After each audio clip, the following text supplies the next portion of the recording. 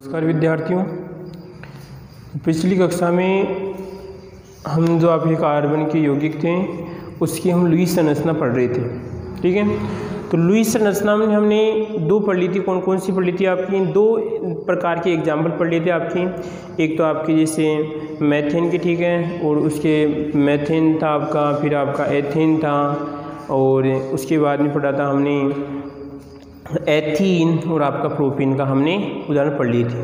ठीक है, इसके अलावा और देखिए अब आपके एथाइन और आप प्रोपाइन के उदाहरण हमें और पढ़ने हैं। ठीक है, तो यहाँ पे दो उदाहरण और पढ़ने हैं। लुईस संरचना, कौन सी संरचना? अगर आपने पिछली क्लास देखी है तो आपको अच्छी तरह समझ में आ गया होगा, परंतु अब की बार जो तरीका, क्योंकि अब की बार कार्बन कार्बन के मध्य कहीं ना कहीं पर क्या आएगा, आपका ट्रिपल बंध आएगा।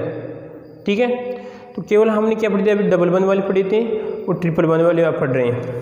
ठीक है, तो सबसे पहले उदाहरण होगा मैं यहाँ पर आपका एथाइन, क्या लूँगा? आपका एथाइन आएगा।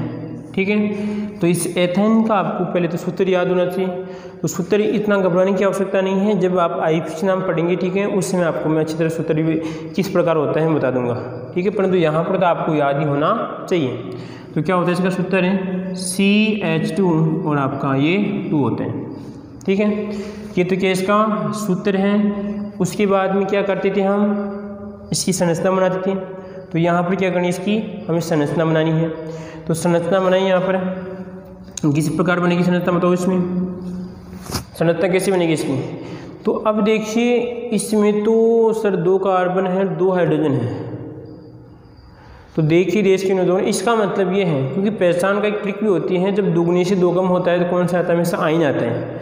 और अगर दुगने से, जो कार्बन की विशेषता, अगर कार्बन 2 हैं और हाइड्रोजन भी 2 हैं, तो कहने का यहाँ पे क्या होगा आपका? भाई दुगने, देखो इसमें कार्बन ने 2 का दुगना कितना होगा? 4 होता है, 2 कम, तो यहाँ पर आएगा आपका आयन होता है। वो जो आगे सूत्र में बता दूंगा। ठीक है, जब आईपीसी नाम पढ़ेंगे उस समय। देखिए इसका यहाँ पे कार्बन 2 कार्बन है, तो आपके 2 कार्बन और 2 हाइड्रोजन, तो 1 हाइड्रोजन ये चिपका दिया मैंने और 1 हाइड्रोजन मैंने आपका ये चिपका दिया।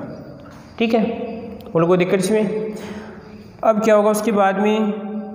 हाइड्रोजन तो सर कंप्लीट हो गए भाई, 2 इसमें हाइड्रोजन थे और 2 ही क्या थे? इसमें कार्बन थे, वो तो इसमें कंप्लीट हो गए। अब क्या होगा कि इस कार्बन की वैलेंसी 4 होनी चाहिए, तो 4 होगी तो क्या करेगा? इसकी भी 4 होनी चाहिए, तो ये क्या करेगा? एक कलबंध बनाया, तो फिर भी कितनी बच रही है सर? 2 कंप्लीट नहीं हुई, 2 ही कंप्लीट, 2 अनकम्प्लीट हैं। ठीक है, और फिर किया तो आपकी 3 तो सर कंप्लीट हो रही है, परंतु 1 अभी अनकम्प्लीट है दोनों कार्बन की, तो यहाँ पर 1 बंद और लगा दिया मैंने, ये ट्रिपल बंद हो गई। अब देखो आप 1 2 3 और आपके ये 4, 1 2 3 4, तो यहाँ पर आएगा आपका एथाइन। एथाइन को हम एसिटिलीन भी कहते हैं। एथाइन की संरचना क्या लगेगा आपका? एथाइन की संरचना है। अब क्या करना आपको? वही लुईस संरचना आपकी बनानी है। तो वही 2 तरीके हैं, पिछले वाले तरीके हैं, बस चेंज क्या होगा? हमें परिवर्तन ये देखना है कि यहाँ पर कितने कार्बन इसमें यहाँ पे जुड़ रहे हैं या कितने, सॉरी कितना बंद है यहाँ पर। देखो सीधा तरीका भी यहाँ पर अगर आप बनाना चाहो, क्योंकि मैंने आपको बताया था कि इसका मतलब है कि 2 इलेक्ट्रॉन है। क्या है? 2 इलेक्ट्रॉन है, और इसका मतलब 2 इलेक्ट्रॉन है। अब जब एक सिंगल बंध में 2 इलेक्ट्रॉन होते हैं, तो 3 सिंगल बंध में कितने हो जाएंगे? 6 इलेक्ट्रॉन। तो ये बात तो फिक्स है कि दोनों के मध्य यहाँ पे कितना आएगा? 6 इलेक्ट्रॉन आएगा, और यहाँ पे कितना आएगा आपका? 2 इलेक्ट्रॉन आएगा। बस वो बात ही हमें आगे स्पष्ट करनी है। देखिए यहाँ पर कार्बन और आपका यहाँ पे कार्बन। तरीका इसके पास 1 2 3 4, इसके पास 1 2 3 और आपके ये 4, और कोई दिक्कत इसमें? क्या आपको कोई हाइड्रोजन दिख रहे हैं? कितने दिख रहे हैं? 2 दिख रहे हैं, इधर 1 और आपका इधर भी 1। तो मैंने ये चिपका दिया आपका हाइड्रोजन, और ये चिपका दिया मैंने आपका हाइड्रोजन, और कोई दिक्कत, कोई समस्या नहीं किसी प्रकार की। ठीक है, अब क्या करना है, वही परंपरा भाई, दोनों क्या करेंगी, साझेदारी करेंगे।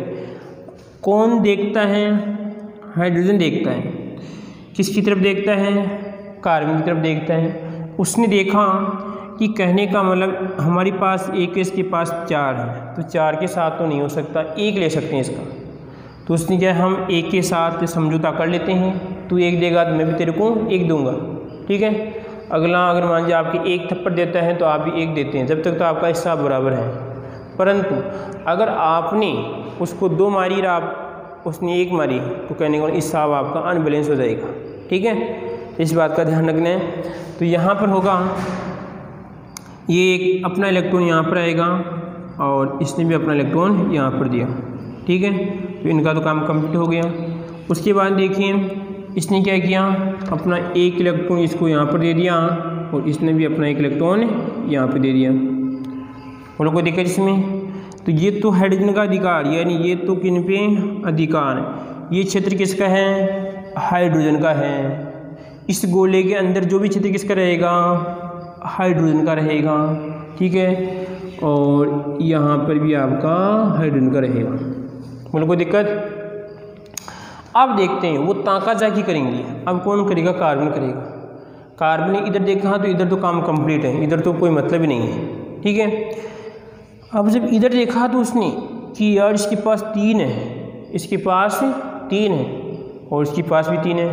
तो पहले क्या करता है, अपना 1 इलेक्ट्रॉन देता है। तो यहाँ पे क्या किया उसने, अपना 1 इलेक्ट्रॉन दिया।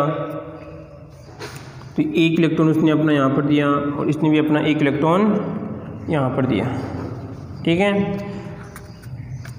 यहाँ पर दिया और यह रहेगा आपका यहाँ पर बना दिया। फिर क्या करता है इसने, ये इलेक्ट्रॉन भी यहाँ पे देता है, तो अब इसको भी देना पड़ेगा, इसको भी लगाना पड़ेगा, अल्लाह तो भी लगा, ठीक है। फिर क्या करेगा, इसका हट जाएगा ऊपर वाला। उसके बाद में ये अपना यहाँ पर देगा, तो इसने भी दिया और इसने भी दे दिया, ले भाई ये भी अपना दे रहा है, ये किसी से कम है। अब कहता है किला, तो ये भी किला, दोनों के पास है ही नहीं, तो कहाँ से देंगे इसमें। अब दोनों के पास नहीं है तो इतने में दोनों का काम कंप्लीट हो गया। देखिए अब यहाँ पर इसके पास कितने इलेक्ट्रॉन हो जाएंगे, 8 कैसे होंगे, 3 तो इसकी 3 और 3 आपकी आ गई इसमें, ये सर अधिकार हो गए इनके। तो अधिकार हो गए तो देखिए इसमें 1 और 2 और आपके 3, 1 2 और 3 हो गए। तो यहाँ पर 3 3 6 हो गए, आपके 2 ये, और मैंने आपको पीछे भी यही बात बताई थी बताओ, ठीक है। और यहाँ पर देखिए ये हो जाएगा इस प्रकार, इसका हो जाएगा। पिछली कक्षा में जो सॉरी अभी मैंने आपको यही बात बताई थी कि कहने का मतलब बीच में कितने आएंगे आपकी, 6 इलेक्ट्रॉन आएंगे। तो यहाँ पर देखो 6 दिख रहे हैं, यहाँ पर कितने आएंगे आपके, 2 आएंगे। इससे संरचना से ये स्पष्ट हो जाता है कि यहाँ पर कितने इलेक्ट्रॉन होने की संभावना होगी, क्योंकि अगर जिसको नॉलेज हो जाता है तो वो तो आसानी से बता सकता है, उसको कोई दिक्कतें नहीं होगी, ठीक है। हाँ जी। अब देखो उसके बाद में क्या लिखेंगे नीचे, एथाइन या एसिटिलीन। एथाइन की लुईस संरचना,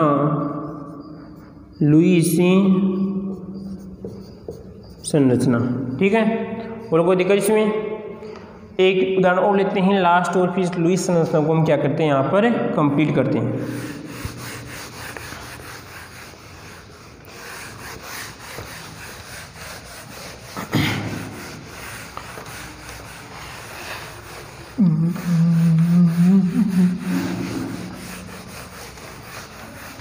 किसकी आएगी आपकी, अब की बार लेते हैं प्रोपाइन, इसकी लेते हैं प्रोपाइन।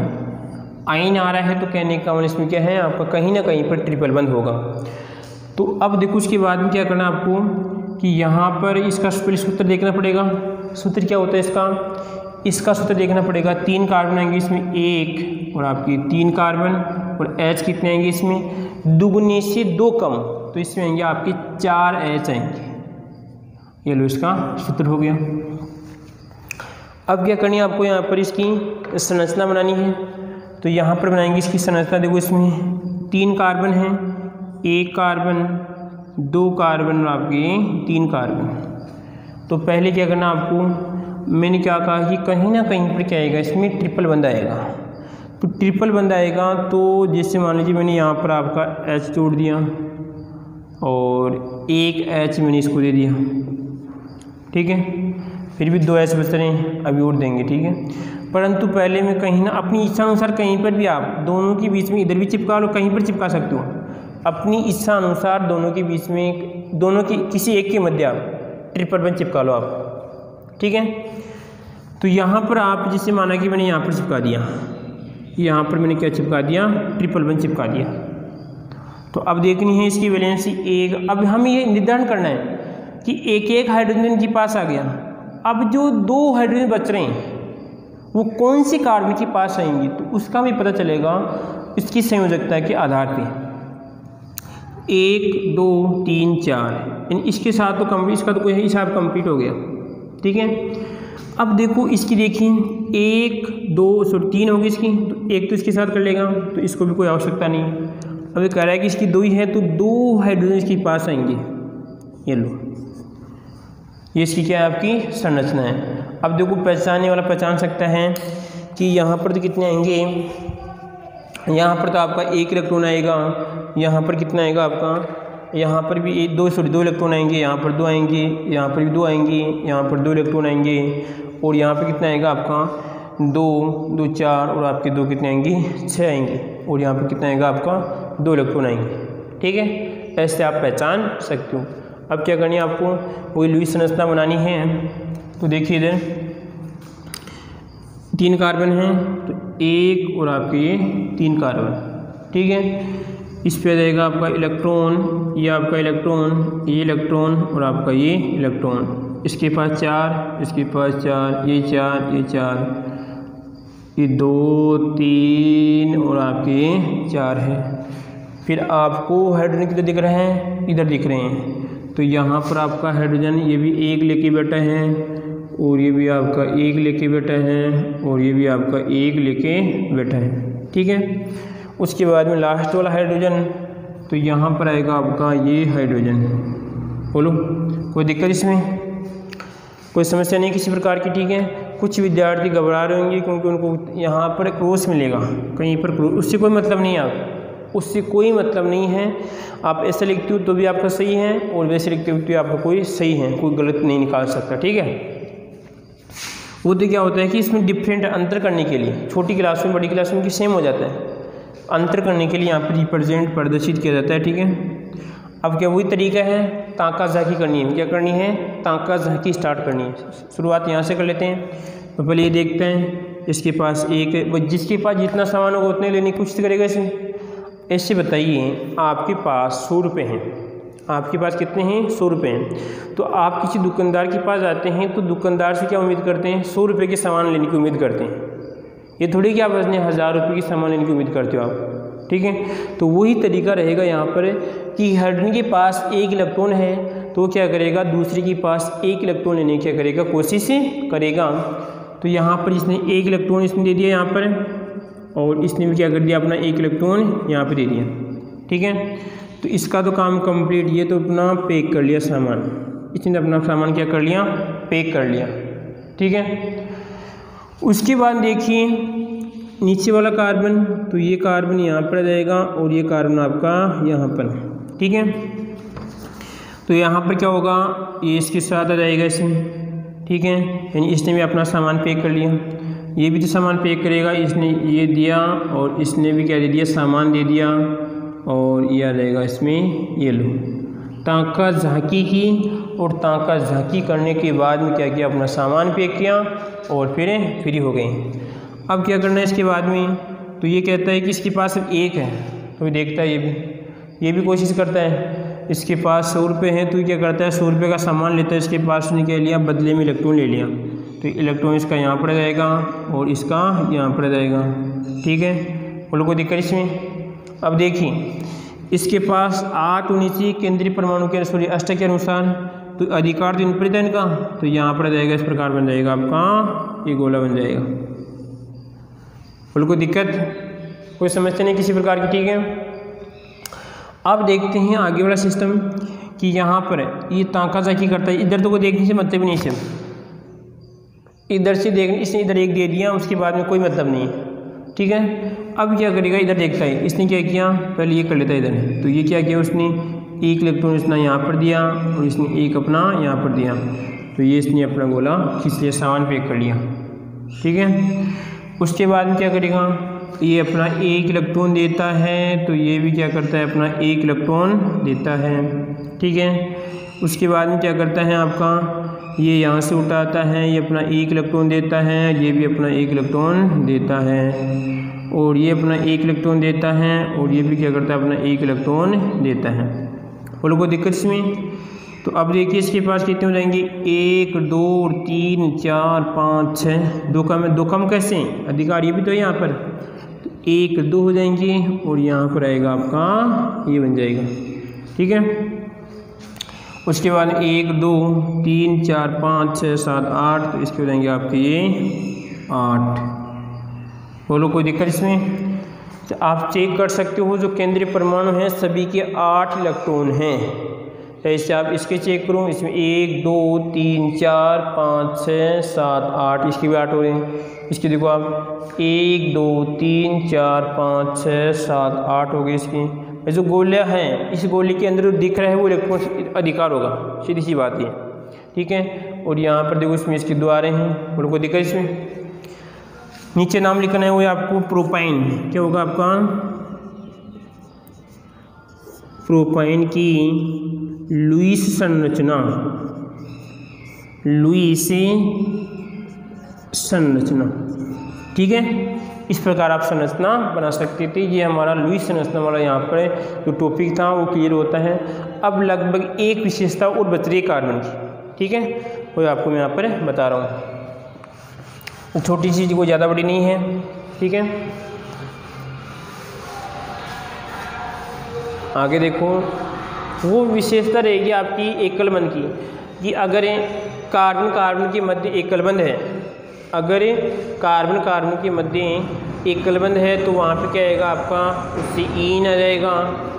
और डबल बंध भी, यानी कहने का मतलब चारों संयोजकताएँ हैं वो 3 प्रकार से प्रदर्शित की जा सकती हैं कार्बन के मध्य। देखिए अगली विशेषता है जो भी हैं, एक तो यहाँ पर कार्बन के मध्य अगर सिंगल बंध हो, क्या हो आपका, यहाँ पर आपका हाइड्रोजन, यहाँ पर हाइड्रोजन, यहाँ पर 2 भी और जुड़ जाएंगे, तो सिंगल बंध है, यानी एकल बंध आएगा। ये तो क्या रहेगा आपका एकल बंध। ठीक है, कोई दिक्कत इसमें? तो इसका जो अनुलग्न आएगा, इसका जो अनुलग्न क्या होगा, इसका अनुलग्न का मतलब पीछे जुड़ना, जो मैं आईपीएच नाम लगभग आगे वाली इस क्लास में शायद इफेक्ट हो जाएगा। ठीक है, अनुलग्न का मतलब होता है इसका अनुलग्न, अनु का मतलब होता है पीछे जुड़ना, अनुलग्न क्या हो जाएगा आपका, इसका अनुलग्न क्या लिखेंगे हम, ईन, क्या लिखेंगे आपका, ईन लिखेंगे। और सॉरी इसका तो एन आएगा, क्या आएगा, सॉरी इसका एन आएगा, ये हो जाएगा आपका एन हो जाएगा, इंग्लिश में आपका ए एन और आपका ई। ठीक है, इसी प्रकार दूसरा देखिए हम, दूसरा बनता है कि अगर कार्बन के मध्य क्या हो आपका, इस प्रकार डबल बंध हो सकता है। ठीक है, ये कहलाएगा आपका डबल बंध कहलाएगा, क्या कहलाएगा आपका, सॉरी ये होगा आपका डबल बंध। क्या नाम होगा इसका, डबल बंध। ठीक है, और उसके बाद में इसकी वैलेंसी हो जाएगी और इसकी वैलेंसी आपकी ये हो जाएगी। तो यहाँ पर इसका अनुलग्न क्या होगा, इसका अनुलग्न हो जाएगा ईन, क्या हो जाएगा, ईन। और इंग्लिश में, और सॉरी उसमें लिखते हिंदी में लिख लेते हैं, ये तो आपका इंग्लिश में है और हिंदी में, और देख लो यहाँ पर आपका ईन। और कोई दिक्कत इसमें? ठीक है, उसके बाद में जो लास्ट बचता है वो आता है आपका कि अगर कार्बन के मध्य क्या हो, ट्रिपल बंध, क्या हो, कार्बन के मध्य ट्रिपल बंध हो, तो उससे कहते हैं, क्या नाम है इसका, ट्रिपल बंध है।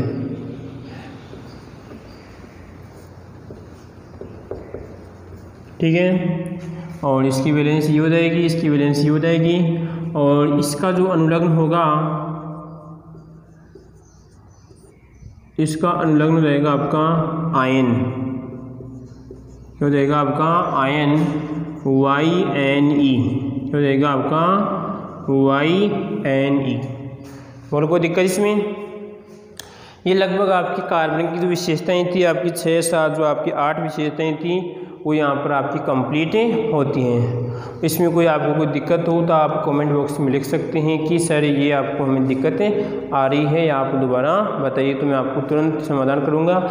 एक बात आपको ध्यान रखनी है, अगर आप जैसे मान लीजिए आप रोज़ क्लास देखते हैं तो आपको कोई दिक्कत नहीं है, परंतु अगर मान लीजिए यही क्लास अगर आप 10 दिन बाद में देखते हैं तो अगर फिर उसके बाद में आप समस्या नोट करते हैं तो समस्या का समाधान होने में कुछ समय लगे सकता है। ठीक है, लगभग आपकी 6-7 बंद कोण कितने का था बताओ? कार्बन के मध्य जो कार्बन की जो चारों संयोजकताएं थी उसके मध्य बंद कोण कितने का था?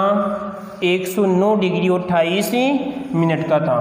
ठीक है, कितने बंद बना सकते थे कार्बन? सिंगल बंद, डबल बंद और आपका ट्रिपल बंद बना सकता है। कार्बन में श्रृंखलन का गुण पाया जाता है, एक कार्बन दूसरे कार्बन से जुड़कर क्या करता है? श्रृंखला प्रदर्शित करता है। श्रृंखलाएं 2 प्रकार की हो सकती है, शाखी श्रृंखला और आपकी अशाखी श्रृंखला। उसके बाद में इसका इलेक्ट्रॉनिक विन्यास 1s2 2s2 2p2 होता है। इसकी संयोजकता 4 होती है। परमाणु क्रमांक कितना 6 होता है। इसका द्रव्यमान 12 होता है। और उसके बाद में क्या था? इलेक्ट्रॉनिक विन्यास हो गया। इसकी चतुष्फलक क्या होती है? संयोजकता होती है। यानी इसमें क्या होते हैं? 4 तल पाए जाते हैं जो कैसे होते हैं? आपके त्रिकोणीय होते हैं। और कोई दिक्कत? अब आता है कि जो भी हम कार्बनिक यौगिक पढ़े, जितने भी हमने कार्बनिक यौगिक पढ़े, जिससे जो कार्बनिक यौगिक पढ़ेंगे उसका IUPAC नाम पढ़ेंगे। क्या पढ़ेंगे? उनका IUPAC नाम पढ़ते हैं, उसका नामांकन पढ़ते हैं। तो पहली बात तो कहते हैं कि हाइड्रोकार्बन, इन हाइड्रोकार्बन का नामांकन पहले पढ़ेंगे, उसका वर्गीकरण पढ़ेंगे। क्या आएगा आपका? हाइड्रोकार्बन। ठीक है, हाइड्रोकार्बन का वर्गीकरण रहेगा आपका हाइड्रोकार्बन का वर्गीकरण। देखिए, तो पहली बात तो मेरे को आप ये बताइए कि जो वर्गीकरण क्यों किया जाता है? वर्गीकरण से मतलब क्या है और वर्गीकरण क्यों किया जाता है? क्या आवश्यकता पड़ी कि वर्गीकरण की? तो देखिए, अगर जैसे आप स्कूल में जाते हैं, ठीक है, जब क्लास से लेते हैं आप, ठीक है, तो उस समय आपकी अलग अलग रूम्स होते हैं और उसमें क्या किया जाता है? आपको बिठाया जाता है। ये नहीं कि पूरी स्कूल के विद्यार्थियों को एक रूम में बैठाया जाता है। ठीक है, तो अगर अलग अलग रूम में बैठाया जाता है, जिससे अलग अलग, ठीक है, फिर उसके बाद क्या करता है कि गर्ल्स को अलग बैठाया जाता है, बॉयज़ को अलग बैठाया जाता है। ठीक है, तो यहाँ पर देखिए, अगर मान लीजिए कोई ऑफिस में कोई गार्जियंस आता है, ठीक है, तो वहाँ पर कहता है कि उससे लड़कियाँ, मान लीजिए उस विद्यार्थी को बुलाना है, तो तुरंत आपके जो संस्थापक होंगे वो क्या करेंगे? आपको तुरंत आपकी उसमें देखेंगे कि आपके जो रजिस्टर हैं उसमें देखेंगे कि वो विद्यार्थी उस क्लास में आपको मिल जाएगा। तो उसने क्या किया कि आपकी जो क्लास था उसका वर्गीकरण अच्छा था, उसने आपको डिवाइड कर दी थी, इसलिए आपको ढूंढने में दिक्कत नहीं। तो उसी प्रकार क्या होता है कि जब हाइड्रोकार्बन का वर्गीकरण करते हैं तो उनकी पहचान में हमें दिक्कतें नहीं आती हैं। ठीक है, अब हाइड्रोकार्बन कौन से होते हैं? तो सीधी सी परिभाषा है, यहाँ पर परिभाषा क्या कहलाएगी इसकी? परिभाषा, डेफिनेशन, हाइड्रोजन व कार्बन से मिलकर बनी यौगिक को क्या कहते हैं? हम हाइड्रोकार्बन कहते हैं। क्या कहते हैं? हाइड्रोजन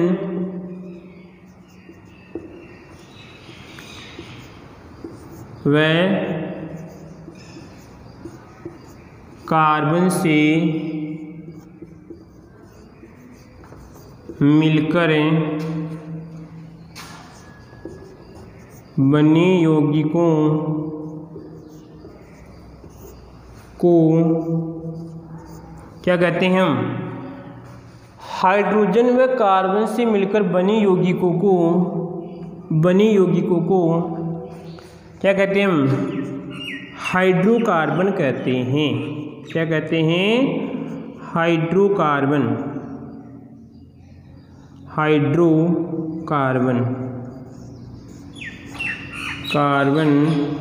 कहते हैं। अब देखो इसमें स्पष्ट हो रहा है कि उस जो भी कार्बनिक यौगिक है उस कार्बनिक यौगिक में हाइड्रोजन और कार्बन तो होगा ही, या दोनों भी हो सकते हैं, कोई दिक्कत नहीं है। जैसे मैं आपके कुछ उदाहरण लिख रहा हूँ, जैसे आपका NH2 और उसके बाद में आपका CO और आपका NH2। बताओ किसका उदाहरण है ये? पिछली कक्षाएं देखना आप अच्छी तरह, नाम सर्च करना तो भी ठीक है। पिछली कक्षाएं देखेंगे आपका NH2CO आपका NH2, ठीक है। तो ये किसका सूत्र है? आपका यूरिया का सूत्र है। किसका सूत्र है? यूरिया का सूत्र है। तो ये कह रहा है कि इसमें कार्बन और हाइड्रोजन तो है, इसके साथ में आपका नाइट्रोजन भी है और ऑक्सीजन भी है। तो जरूरी नहीं है कि कार्बन और हाइड्रोजन वाली यौगिक हाइड्रोकार्बन कहलाएं। कार्बन और हाइड्रोजन के अलावा जो यौगिक हैं, सो कार्बन और हाइड्रोजन होंगी इसमें, और उसके अलावा आपके और भी इसमें आपके परमाणु अणु हो सकते हैं या आपके तत्व हो सकते हैं। तो ये भी आपका क्या है? कार्बनिक यौगिक हैं। इसी प्रकार देखिए आपका CH3 और आपका COOH, ये भी आपका कार्बनिक यौगिक है, ठीक है। इसी प्रकार देखिए आपका यहाँ पर आएगा आपका ये यहाँ पर OH, उसके बाद में यहाँ पर CH3 और उसके बाद देखिए यहाँ पर आपका हाइड्रोजन आएगा और एक आएगा आपका ये एसिटिक अम्ल का सूत्र होगा, तो यहाँ पे COOH होगा सही, ठीक है, ये आएगा इसमें। तो ये भी आपका कार्बनिक यौगिक है, ठीक है। इसी प्रकार देखिए आपका CH3 आपका OH, ये भी कार्बनिक यौगिक है। तो अब ये स्पष्ट होता है कि कार्बन और हाइड्रोजन तो होंगे, साथ में अन्य परमाणु हो सकते हैं, कोई दिक्कत नहीं। अगर देखो इसमें CH4, तो ये भी आपका कार्बनिक यौगिक। इसमें तो केवल आपकी परिभाषा स्पष्ट आ रही है।